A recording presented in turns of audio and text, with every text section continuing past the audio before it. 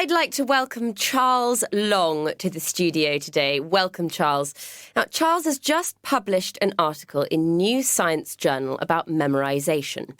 It's all about how to make our memory function better. Charles, exam time is on its way and there'll be lots of teenagers tuning in today. Can you give us some advice about improving our ability to memorize? Hello. Yes, of course. I'd like to start by talking about the process of memorization. It's vital that we understand the process if we want to make adjustments to the way we function. We all use memory in the same way. It doesn't matter whether you're a student revising for your finals or an adult standing in the aisle of a supermarket trying to recall a particular item from a grocery list. Yes, I'm afraid that's me. I always forget to take my list. You and thousands of other people too, Mary. We learn to use our memory when we are still at nursery school. Young children are naturally very good at working out how to remember things. The tips I'm going to share today are based on the things we used to do to help us remember when we were children. The process of memorization occurs in two distinct forms. Do you know what they are? Are they long-term memory and short-term memory? That's right. But these aren't completely separate concepts.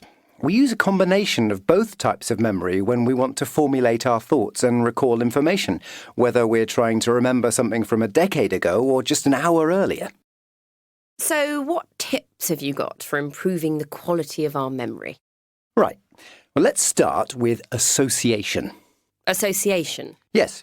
We can use word association to remember an idea or a concept. This means choosing a word or phrase you associate with what you are trying to remember. The word needs to be something familiar that you come into contact with on a daily basis. So, for example, you can use the name of your pet dog to remember a scientific equation.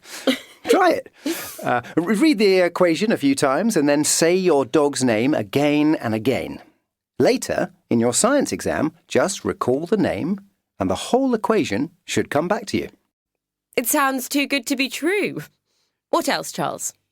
Visualization is another trick we can use. So, you have to visualize an image that is connected to the thing you need to remember. For example, if you want to remember the date that the Berlin Wall came down, you might visualize a picture of a wall with the date written on it in graffiti. The image of the wall becomes an important part of what you will remember. You can use several images in a row to remember things like information in a text or a list of ingredients for a recipe. Yes, that makes sense. Singing can help with memorization too. Singing? Yeah. So instead of reading a text aloud, you sing it. Singing is one of the most effective and earliest memory tricks that are used for learning new concepts. I used to sing lists of historical facts and dates. It works. And did you have to sing aloud in your history exams? Not aloud, but I did used to sing in my head, and I always got good marks for history. Well, have you got any more tips for us, Charles? Yes, I've saved the best one till last. It's particularly relevant for any students who have tuned in. Teach it. Teach it? Teach what? Teach whatever it is that you want to remember. So, if you're studying for an English exam, teach the concepts to someone else. It can be a real person, a friend in a study group is ideal, or it can be a pretend person. You can just imagine someone is listening to you as you teach. Better still, record yourself teaching and then play back the video to revise the material further. That sounds like a great tip. Or trick. Yes, it really works because in order to teach something, you need to understand it. Teaching reinforces the understanding, and although these sound like tricks, they aren't really. No? No, they are just simple ways that we can train our brains to be more effective. By getting into the habit of using word association, visualization, singing and teaching, our brains develop and work better for us.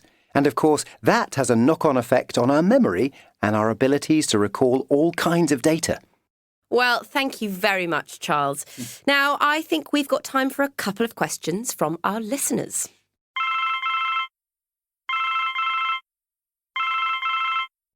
This recording was brought to you by the British Council.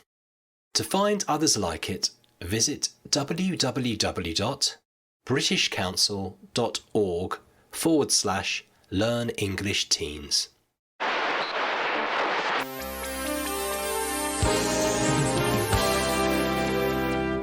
I'd like to welcome Charles Long to the